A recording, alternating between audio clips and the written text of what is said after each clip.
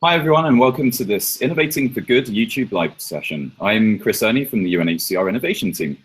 Innovating for Good is a monthly YouTube live series hosted by UNHCR Innovation and Plus Social Good that's meant to spark conversations on innovation in the humanitarian sector. In this October session, we bring together an energetic panel. I'd like to welcome Rachel Mayer.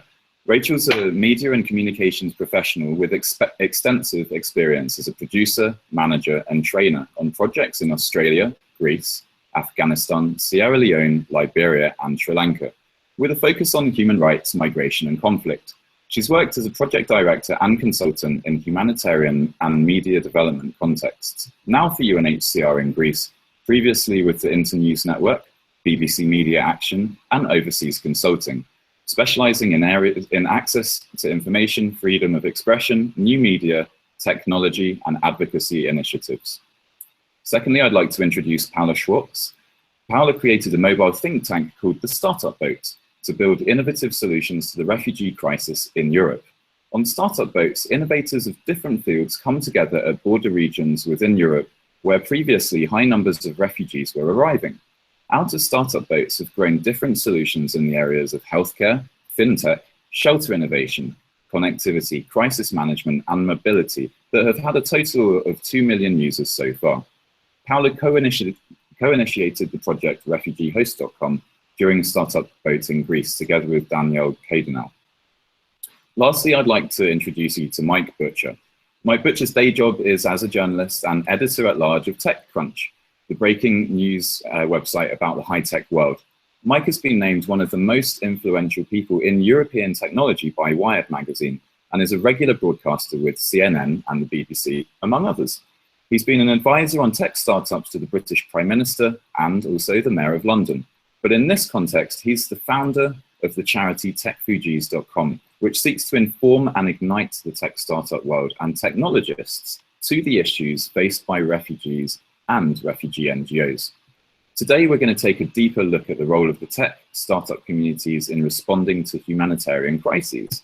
With the recent influx of refugees and migrants into Europe, the tech startup community have stepped up to do their part, offering a range of new gadgets, apps, and bright ideas. This is an engaged host community committed to developing solutions for refugees, and it's great to see. But it also begs a number of questions. Can a new app really solve the most complex challenges facing newly arrived refugees into Europe? Is new technology really the cure-all solution? Is this approach doing more harm than good? Before we jump into the conversation, if you're listening to the discussion online, please make sure you use the hashtag Innov4Good on Twitter, and to tweet our panelists your questions, we will answer them during the latter part of the conversation. Okay, let's start. I've got a few key questions to each of you, but I'm going to start with Rachel. So Rachel, you're in Greece, you're working for UNHCR at the moment, but you've got a range of experience across the world, and including with the Internews Network. How can we recognize opportunities to really help in a humanitarian response based on listening to the needs of the field, rather than centralized technology or remotely driven impulses to help? Thanks, Chris. Well, I think one of the most important things to think about is actual innovation itself, rather than start with a particular technology or the idea of like, I want to do a startup, to think about the very back to basics idea of innovation, which is to be and responsive and to respond to a demand. And I think one of the things that we've seen happen here is that there's been an oversaturation of apps. This is well documented. There's a bit of an app default. You know, I want to help the refugees, so maybe there's an app that can help. And I think there's a sense that that you dive in from that end before coming back to the sort of basics, like I said, of innovation, which is more about, in my opinion, a real interrogation of need.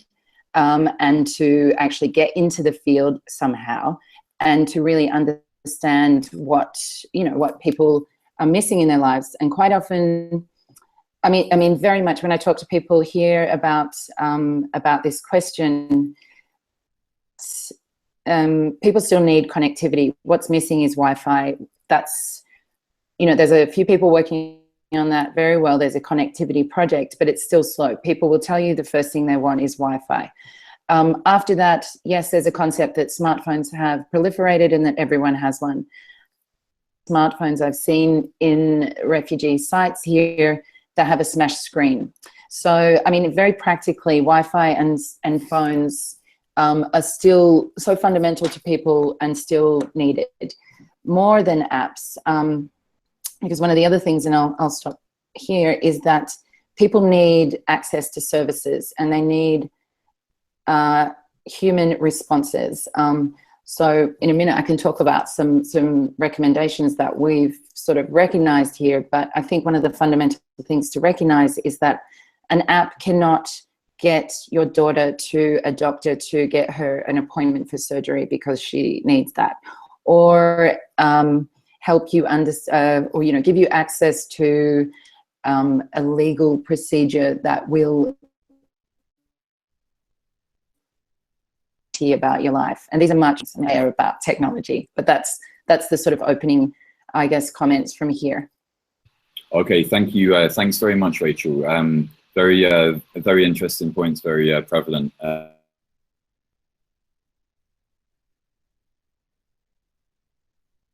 Turn to you. You've been vocal about listening to the needs of communities, and this is something that you've that I think has been driving your work at Tech4Gs. Are there examples where startups and the tech industry are including the voices of refugees in the process of creating solutions?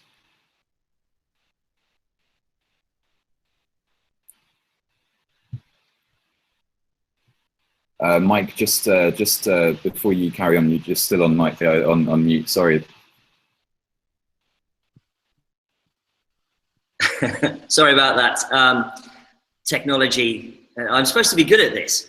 The issue is that I'm delighted, by the way, to be here. Thank you very much to UNHCR and to Social Good for inviting me onto the show today.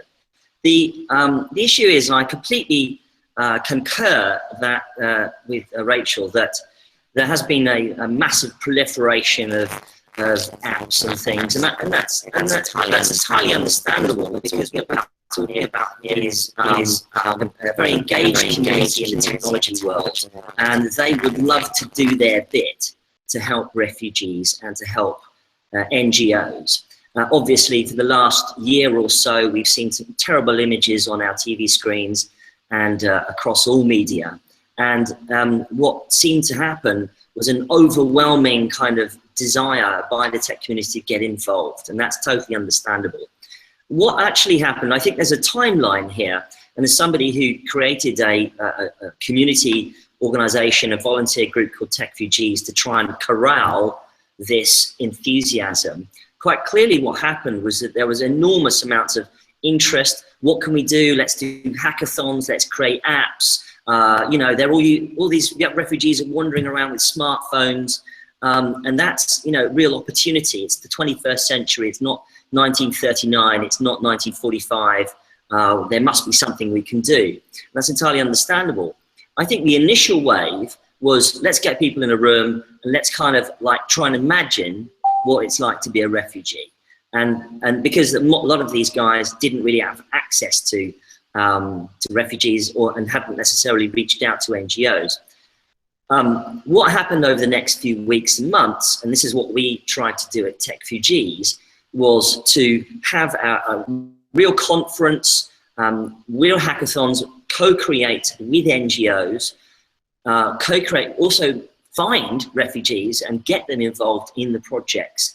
And as a result of this sort of year-long process, we've obviously come out with a set of ideas and learnings, which you can find on tech4gs.com. We've created many different channels on Slack, on Facebook, Twitter, email newsletters about some of these initiatives, even our own Wikipedia, fast Wikipedia page you can get from tech4gs.com, and to try and corral that enthusiasm.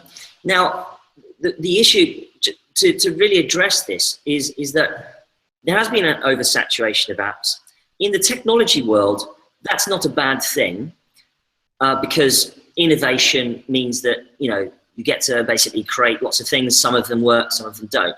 But obviously, when you're talking about human beings, you don't want to deploy something into the field that actually might not work or might put someone in danger. And this is something that has to be constantly emphasized, is the security of these technologies, whether they're identifying people. These are the kinds of things that have to be emphasized over and over again in order to get people involved in the field. The only thing I would say is that the technology world will actually come up with some brilliant solutions in the next few years, and we've got to start the process now. As smartphones deploy, as connectivity improves, gets better, and as technologists themselves get involved in the issue of creating more connectivity and co-create with NGOs and refugees, there will be more and more solutions which come out. And to speak to Rachel's point about whether or not an app can get me an appointment for a doctor, or can it sort out my legal issues, interestingly enough, there are actually things now starting to come out which can address this. The confluence of artificial intelligence, chatbots, AI, with things like legal issues, or finding you a doctor, or even just basic technologies like Skype, for instance, are starting to address some of these issues. And that's really where we need to sort of come together to find the things that work, and also to innovate in a kind of sandbox away from human beings, so that the things that do get deployed are robust and actually do work in the field. Perfect. Thanks very much for that reply, Mike.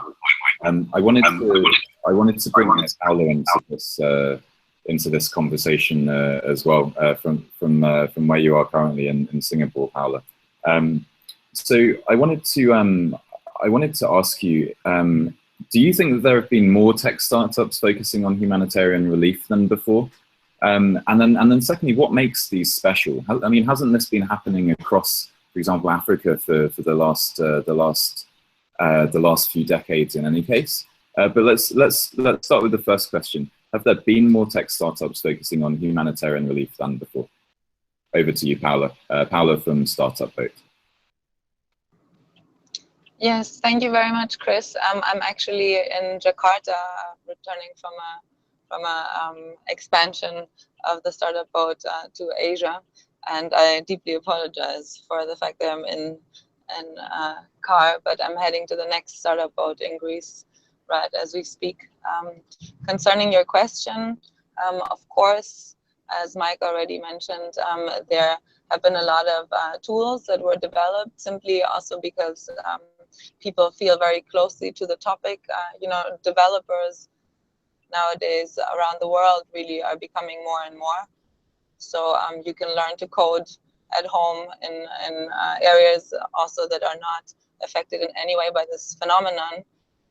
And what has happened a lot is that very capable entrepreneurs with tech skills were working in their usual businesses, and then they saw a chance to actually create something out of their business that could potentially also then support newcomers or refugees of war. So that has been happening throughout different sectors. Currently, for example, I'm working with a friend of mine from MLab who has a container business, and he then changed a container in partnership with Cisco, which is another technology company, to turn it into a first response center for refugee camps. And this is actually also the device that we will be testing on the next trip with the Startup Boat. So just to give you an example of what has been happening, and then another phenomenon that you see a lot is that the tech giants understand that they do have a certain responsibility to come in, because giants like Google have such a wide understanding of what's happening around the world because of tools such as Google Maps or Google Analytics. And so they are able to provide a form of transparency that the political sector cannot at this point in time, because just they collect data in a very effective way. And I think it's great that they're making moves to also be part of innovation. And concerning your second question, I don't know if I should already answer that, or if you want to phrase it again. Yeah, no, I mean, I'll go back to the first question actually. So do you think that there are more tech startups focusing on humanitarian relief before? Is that something that you think you would say is happening globally, or is this just Europe focused? I think it's very much focused on Europe due to the phenomenon of mass migration that we're seeing right now. But as a global trend, you know, you had the usual entrepreneurship, the tech entrepreneurship come up, where people were developing tools, and then the first people were actually making good money with those tools, and you had the tech entrepreneur boom, and people then realized that they don't want to build things that maybe just fill a gap in the market, but they want to become so-called social entrepreneurs. So then out of the usual tech entrepreneurs, you had the tech social entrepreneurs. And now that we actually face a humanitarian crisis, obviously the interest to develop something that also solves immediate problems and serves needs of those who need support the most, that is just something that results out of this crisis that we're seeing in Europe. However, you also have the phenomenon of mass migration at the border, for example, between the US and Mexico. Also here where I am at the moment in Asia, there's a refugee problem in Indonesia, and there are patterns that are scalable across regions that are experiencing the same phenomenon, but the scaling process is a different one than with a normal business. I'm sure Mike would confirm this as well. But in general, I would say, yes, it's gone up very much. Great, thank you. Thanks very much. That's some interesting insights into what you've seen. Rachel, on the above, how can we as traditional humanitarians, and I say that very much in traditional, I say that very much in inverted commas, because I think our space has evolved over the last few years, especially in terms of our engagement with private sector organizations.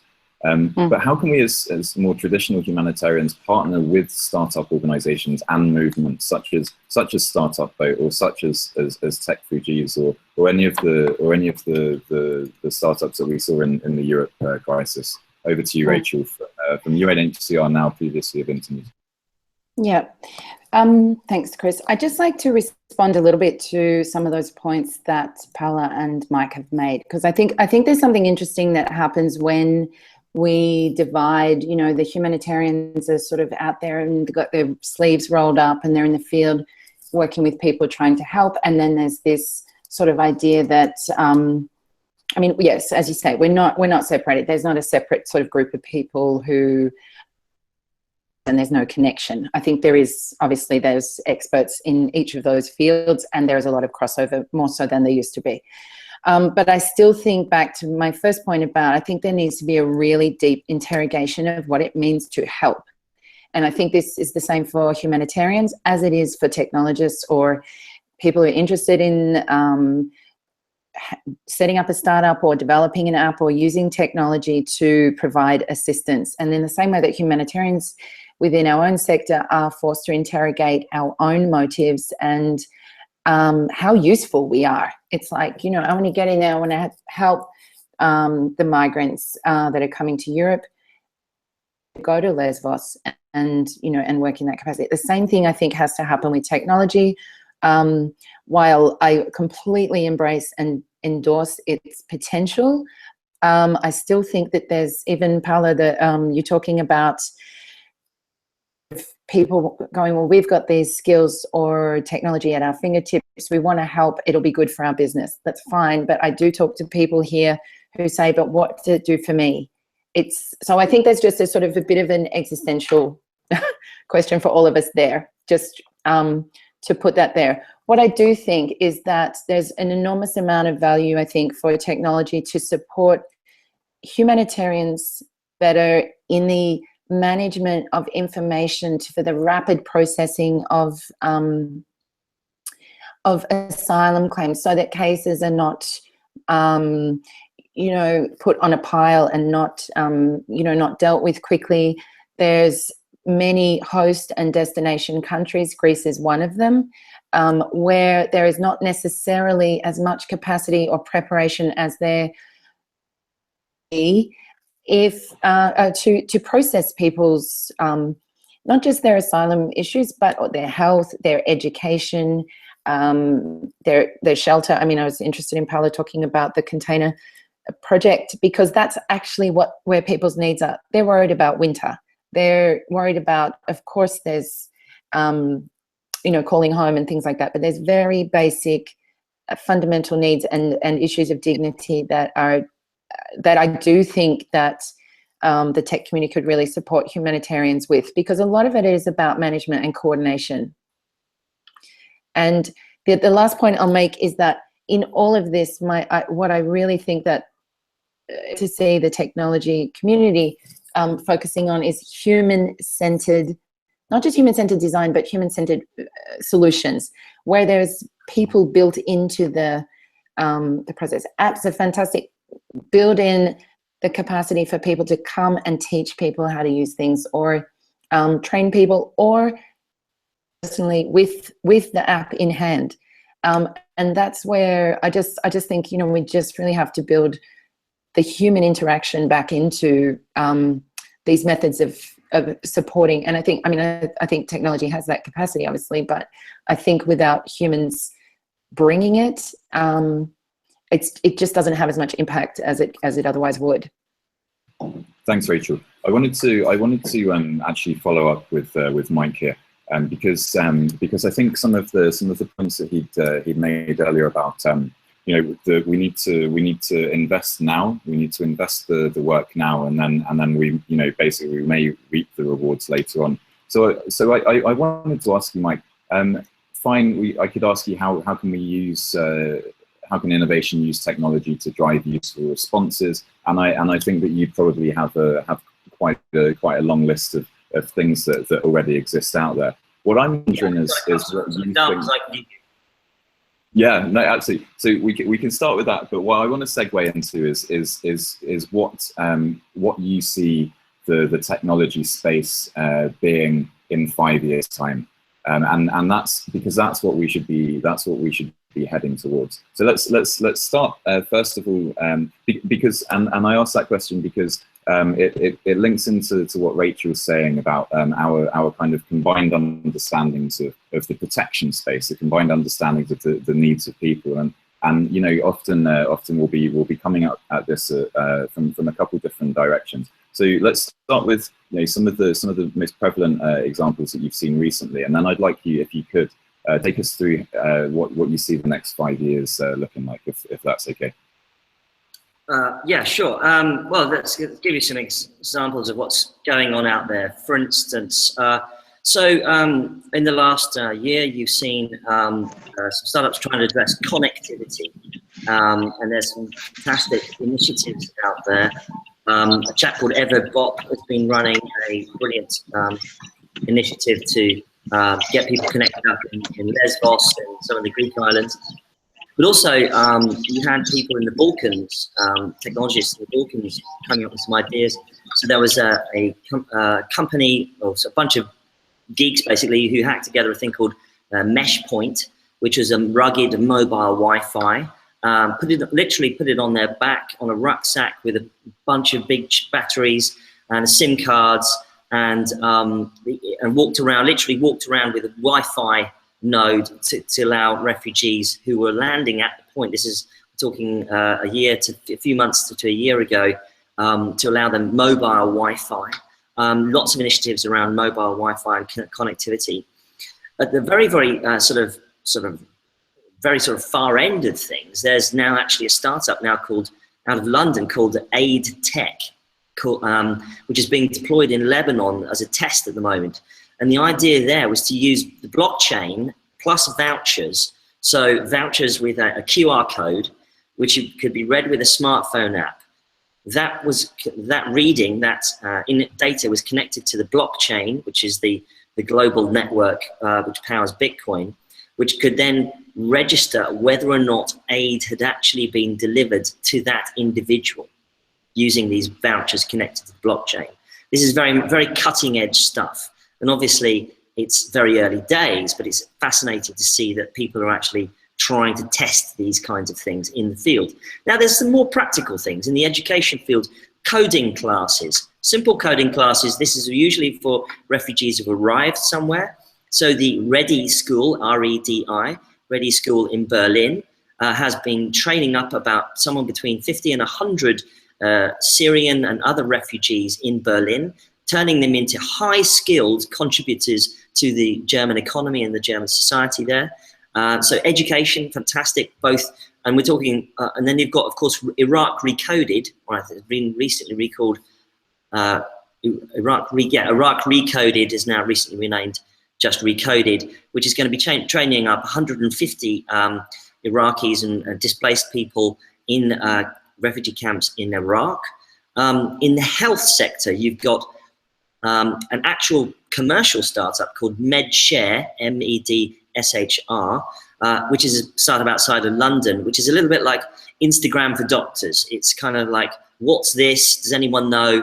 And it doesn't identify the patient, but it's a network for doctors to identify medical conditions. That's actually been deployed and tested in some fields. And just to sort of finish up, there's other things like, as I said earlier, there are actually chatbots and AI where you're doing messaging and say, where am I? And that's being tested right now. Not many of this stuff is being deployed, but chatbots for refugees where they can say, literally interrogate something in their own language. And then finally, you've also got language learning, incredible lots of, Integrate was a smartphone app developed in Germany to help refugees integrate in Germany. And then finally, Clouds Over Sidra was a VR movie developed to allow people in developed countries, Western countries especially, where many of these refugees are arriving, to start to empathize with the journey of refugees. Clouds Over Sidra, which was developed with the United Nations. And these are all just examples of where technology is being deployed either in sort of host nations or in the field. As I said, it is early days, and I think a danger with aggressively agreeing with Rachel on some of her points, which is that I absolutely agree that you do have to have human-centered design and design thinking, and these are concepts which are very, very old, actually, to be honest with you, in the technology industry. What we had was that sort of initial burst of activity where people really wanted to kind of get involved and make things, and now we're sort of in that sort of trough where we're coming back and going, look, hold on a second, what are the actual problems? This is actually kind of what my initiative, techfugees.com, was set up to actually address, was to really an educational process to get the technology industry to understand the fundamental issues that refugees face and the fundamental issues that NGOs assisting refugees face. As one of the UNICEF's innovation officers said to me in the field in the Bekaa Valley in Lebanon only a few months ago, she said, Mike, listen, we don't want unicorns, we want tech support. And this is, I think, very much where we're heading, where many of our compatriot colleagues and our fellow travelers in this space, in the tech world, are heading, is really getting involved. Getting your hands dirty is probably over-egging the pudding, but I'm saying, co-creating and actually just supporting. It can be as something as simple as setting up Wi-Fi, which that doesn't necessarily come as a first response thing, in many instances, or tech support on how some of the best tools for collaboration in the industry I work in. Everyone is now using tools like Slack. Now Slack is probably a little bit more out there for some organizations. But that's sort of the cutting edge of online collaboration right today in 2016. So there I absolutely agree that it is going to be a long process of education and educating the technology world about how NGOs behave, work, and about the needs of refugees. Thanks, Mike. I'm disappointed that we're all agreeing, but what I'm going to do, in which case, since we are agreeing, I want to ask Rachel. Okay, how can we support startups get their hands dirty, find out from humanitarians and persons of concern what they need first, and how can we make this support sustainable? Should we make this support sustainable, or should we be looking for one-off offers of support when and if they come? Over to you, Rachel, from UNHCR in Greece. Okay, so you just want the golden goose thing, Chris? Yeah, thanks very much. All the answers. Okay, sure, I've got all the solutions. No, I think that we need to look at where the resources are. I think there's a lot of good, I mean, Mike listed a lot of really fantastic initiatives, and I think, you know, there's more, obviously. But I think then I don't want to repeat myself, but I think there needs to be this step back to, like, who is it for? And then we could do this, but who would it be good for, and who can get us to those people? So which humanitarian agencies are working on particular things? I think looking at the resources and pushing them into, I mean, I think, I don't want to speak about things I don't know all about, but I imagine there's one of the reasons why the tech community is able to consider how do I help is that there are resources that they can deploy in this environment, and they feel that they wish that they, you know, that they could apply them in the field of need. So I think looking at channeling resources is one thing, but I think in terms of your question about the collaboration, I think it's looking very much more specifically at parts of the population rather than, I mean, I think we need to avoid words like every refugee or you know, blanket solutions. Everyone with a smartphone can do this. Everyone, anything, actually. I think what we need to do is break down the population, look at specific needs, and then look at what tools we have to respond to those, and which agencies, which humanitarian agencies are already working on those areas of need. So shelter, I mean, I think Paolo's example is a great one about, you know, working with local startups on those things.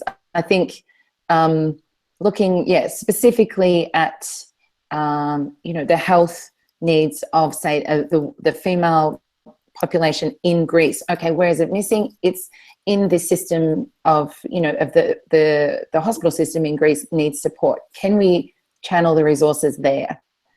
Which agencies do we need to look at that do that? So, I mean, I have no, you know, hard and fast solutions, but I think those are suggestions about redirecting the way we approach wanting to help. Who is it for? Which agencies are trying to help them already? How can I support that? Great, thanks, Rachel. You were just cutting out a little bit there. So now the next question I'm going to put to Mike, and then Paola. We've been having a few problems connecting with you. So I'm just going to go Mike with this question, and then if you're there, then I'll flip it over to you as well. If I just before you ask a question. Oh, sorry. No, go ahead, Mike. Okay. Just before you ask, I think Rachel's very good point. I think there has been absolutely a failing in the technology community of thinking that they can deploy one big solution for all.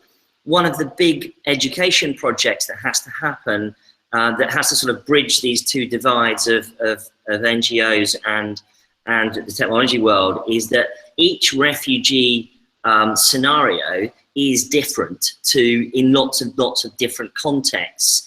And it's something that's only sort of, frankly, started to kind of come through us in the last few months as well, as we've really tried to engage. You know, the needs of a refugee in sub-Saharan Africa, where they're dealing with, they need solar power, they need to cook food, etc., which is obviously the bulk of refugees in the world. Out of the 65 million refugees there are in the world, 80% of them are in sub-Saharan Africa.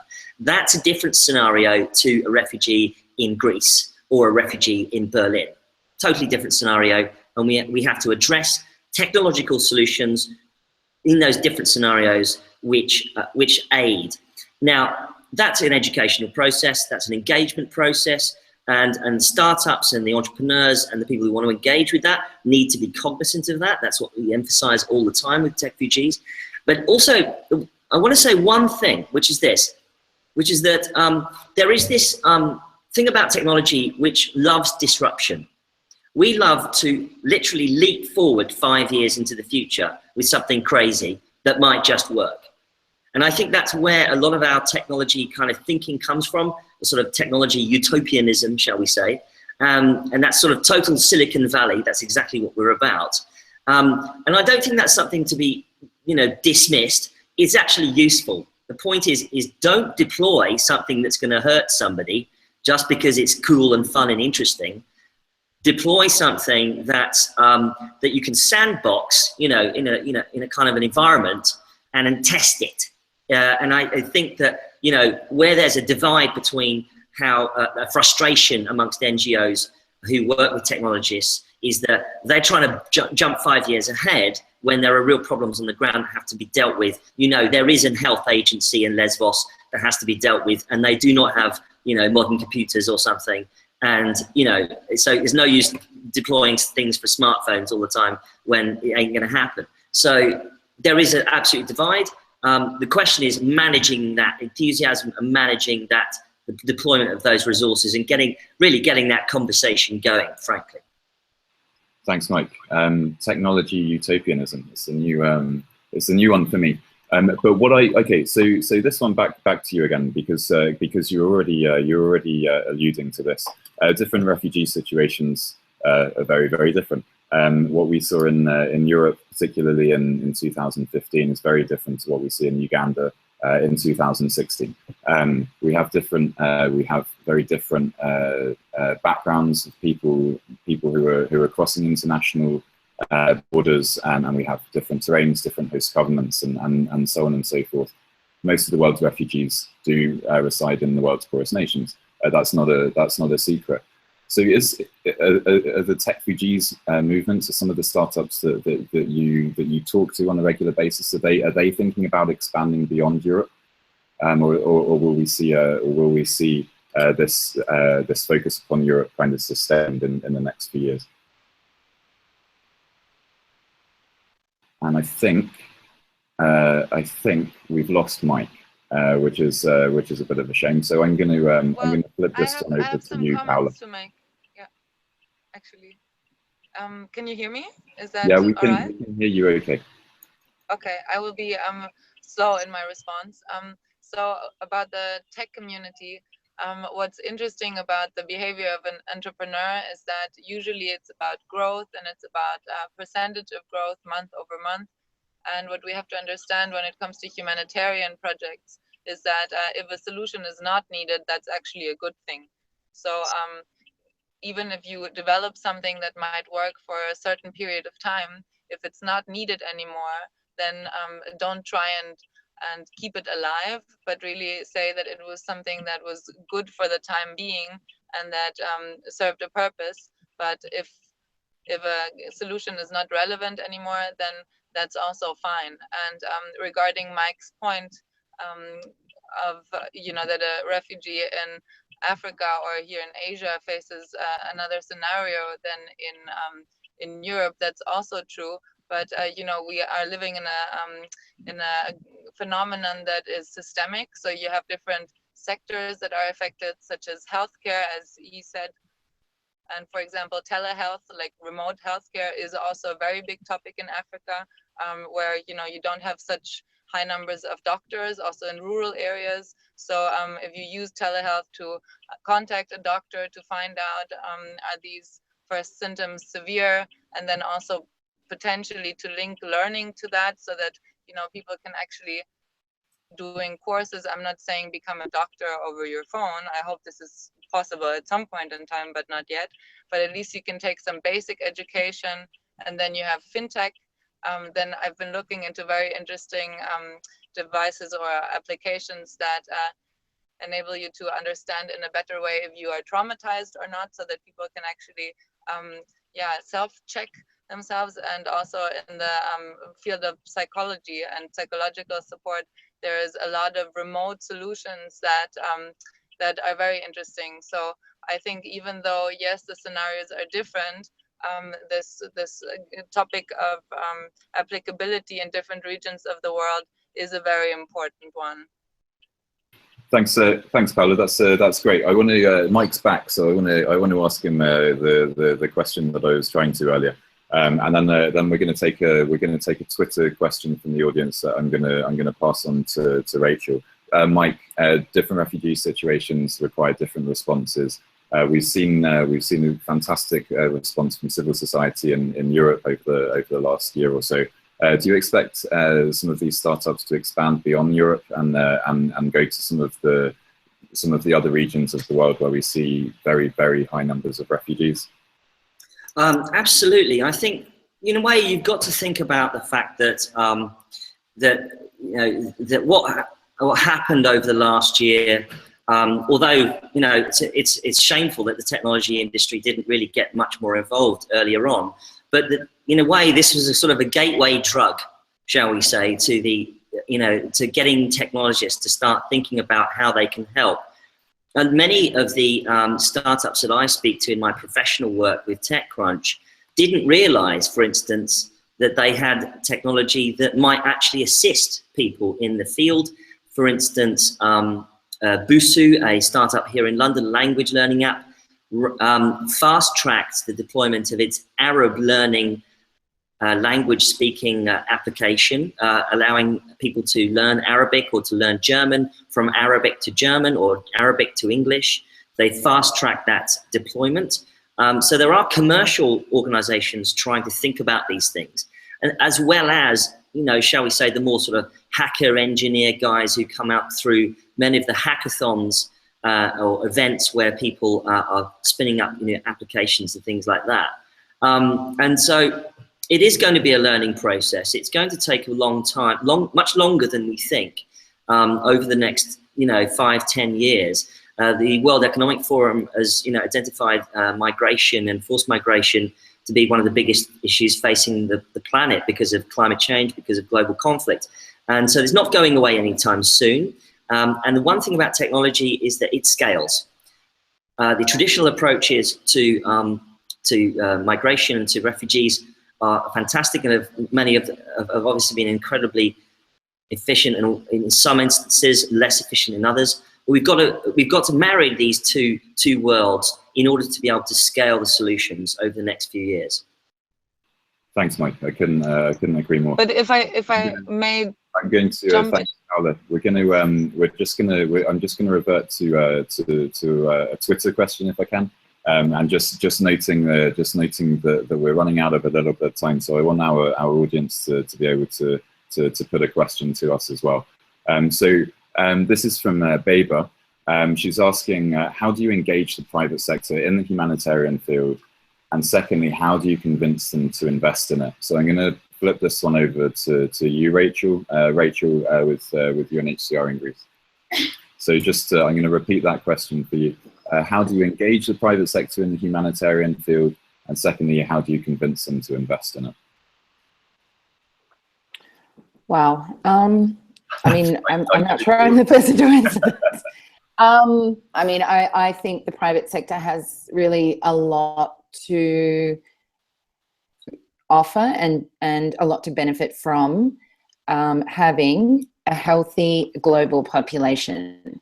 So, I mean, and again, I think it needs to be broken down, which elements of the private sector. I mean, I think Paula pointed out, and I'd be interested to hear what she says about this, but if the object of profit goes in directly against the object of the alleviation of poverty, of suffering, of forced migration, and of all the things that come with it, which are just horrible to conceive of, and that we see people with every day.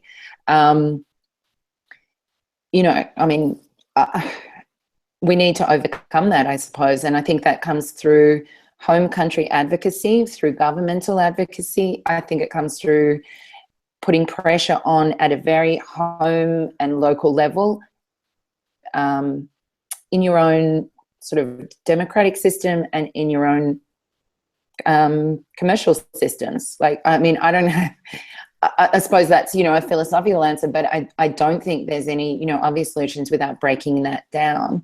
But I do think that people should focus on what is happening in my own country, in my own city, in my own house, and how do I, really try to, if I care about something.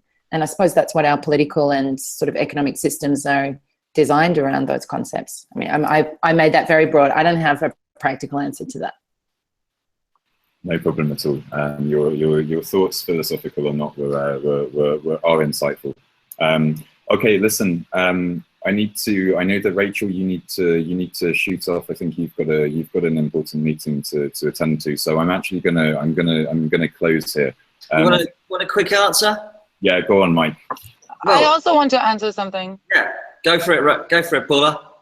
Okay, well, we just received significant funding by Bayer Pharmaceuticals, and in the healthcare sector, Bayer is very interested to also understand how they can play an innovative role, also because a lot of difficult things have happened in the past, and I think this is also something where you can tap on people's morals and companies' morals and say, well, you can make a difference now, particularly when you work in the healthcare and care sector or in the mobility sector or in the educational sector, and you can actually now change the world with what you're doing and learn from mistakes from the past and invest into things that actually make the lives of people better rather than worse. And this is one of the arguments that we're using, and it actually works. So to put pressure and to say that we're living in a crisis moment and that they have the possibility to actually do something about it. For us, we're lucky enough to say that this has worked. And also when you work, for example, with clothing companies such as H&M,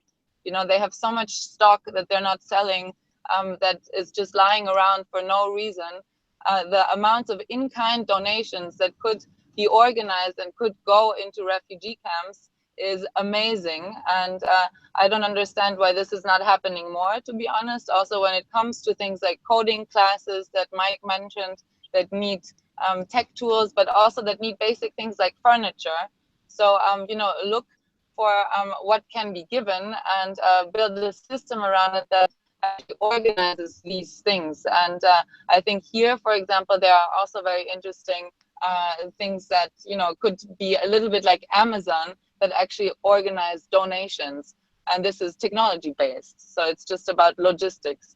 And that's what I wanted to say in terms of funding and in terms of in-kind donations. So there's so much stuff lying around, and second of all, if there's millions and millions that can be put into startups, then I don't understand why a fund cannot give a little bit of the money that it holds to also projects that are social. So I think this is a matter of courtesy, particularly in such difficult political times. Thanks, Paula. I'm just gonna, Mike, you wanted to make a point as well, I think. And I just had one quick point, was that in the commercial world, Google has been deploying great resources for refugees and NGOs, and Facebook as well, and also Project Loon with the connectivity in balloons is going to be very interesting over the next couple of years, and also Facebook deploying its drones will also increase connectivity across the planet. But the other thing is also is that, without, for instance, the financial support of Schibsted, who's sponsoring Tech4Gs, we wouldn't be able to, which is a big media group in Norway, we wouldn't be able to have our hackathons and therefore engage with NGOs. So we can't deploy all these enthusiastic technologists without the support of the private sector. So they are stepping up to the plate. Obviously, it would be great if there was more, but it is happening. Perfect. Thank you. Thanks very much, Mike. Thanks very much, Paula. Thanks very much, Rachel. That's all we've got time for this YouTube Live.